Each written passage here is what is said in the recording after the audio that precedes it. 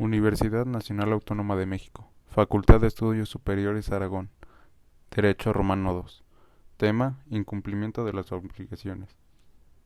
En este video se expondrá el incumplimiento de las obligaciones, y en su contenido estará el bis maior, dolus, culpa, responsabilidad por custodia y mora. Comencemos diciendo que el cumplimiento de una obligación tiene su efecto cuando el deudor cumple con el deber de una prestación asumida a un acreedor en el lugar, plazo y modalidades a las que éste estaba obligado cuando se determinó la prestación. Por lo contrario, el incumplimiento es cuando el deudor o el acreedor no cumplen con su deber de la prestación.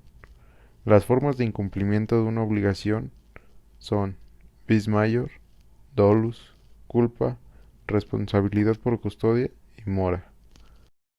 El bis maior se refiere a los eventos de fuerza mayor que pueden ser ocasionados por la naturaleza o por el hombre y que provocan el incumplimiento de una obligación. El deudor no se libra de la obligación debido a que los géneros no perecen. Esto se refiere a que las cosas genéricas pueden sustituirse.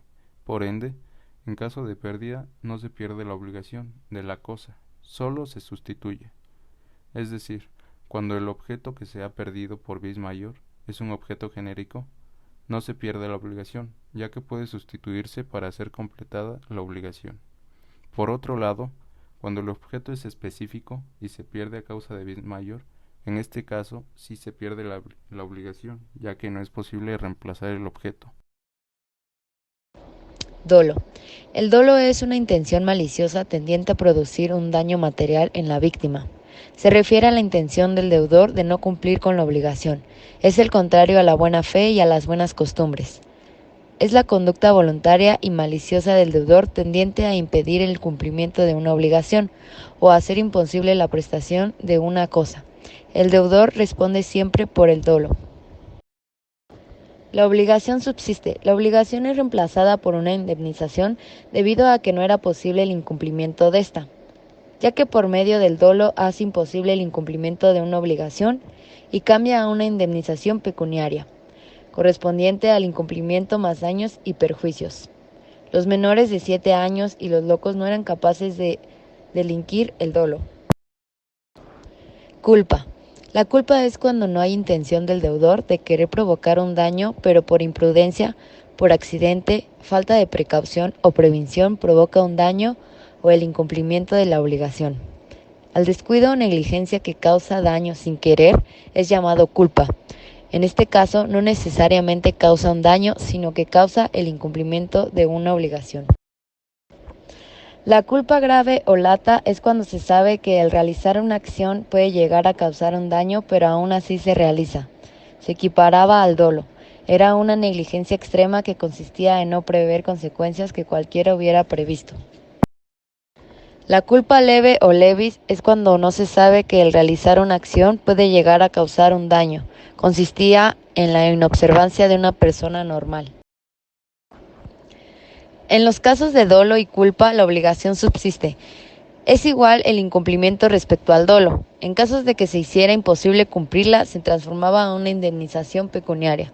Aunque las consecuencias indirectas respecto a la culpa leve son menores que en la culpa grave, el tipo de culpa se determina comparando la conducta concreta con la de los demás negocios.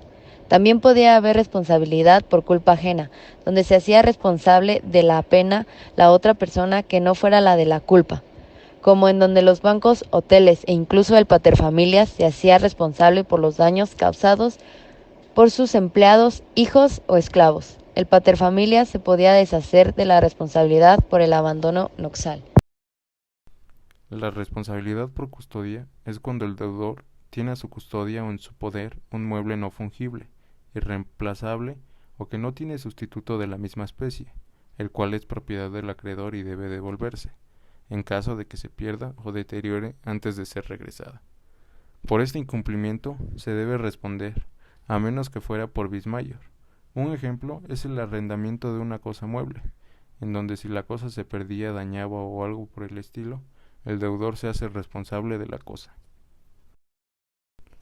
La mora es el retraso doloso o culposo en el cumplimiento de una prestación. Es un retraso contrario al derecho en la prestación. El incumplimiento puede ser parcial o permanente y puede llegar a generar perjuicios a la otra parte. Existen dos tipos de mora: la mora creditoris y la mora debitoris. El tipo de mora creditoris es cuando se le imputa al acreedor, es cuando el acreedor se niega a recibir el pago injustificadamente. En este caso, el acreedor pierde las garantías de la cosa y corre el riesgo de la pérdida o deterioro de la cosa, además de que el deudor queda libre de toda responsabilidad, a excepción de lo cometido por dolo. Para este tipo de mora, el deudor debe de haber cumplido con el pago correspondiente a la obligación, haciéndolo quedar a disposición del acreedor. En caso de que no hiciera esto aún, no entra en mora el acreedor. El tipo de mora debitoris es cuando se le imputa al deudor, es cuando no cumple con la obligación en el momento debido. En este caso, produce riesgos de pérdida o deterioro por caso fortuito de la cosa prestada, es decir, que si cae en mora el deudor y le sucede algo a la cosa, se tendrá que pagar una cantidad equivalente a la pérdida o deterioro del objeto. De igual manera, el acreedor podía recibir los frutos del objeto a partir de que el deudor cayera en mora, además de dar derechos de daños y perjuicios que incurran en una suma pecuniaria. El deudor deja de incurrir en mora cuando ofrece el cumplimiento íntegro de la prestación. Ahí es cuando se enmienda la mora. Por otro lado, el deudor deja de incurrir en mora cuando acepta el pago de la prestación. En el derecho romano clásico se iniciaba en mora desde el momento en que no cumpliera la obligación en el tiempo debido. Sin embargo, hubo un momento en el derecho romano cristiano donde solo se iniciaba en mora después de que el acreedor recordara su obligación al deudor a través de una interpellatio expresa, pero después ya no se hizo necesaria la interpellatio y se comenzaba posterior al vencimiento del plazo de la obligación.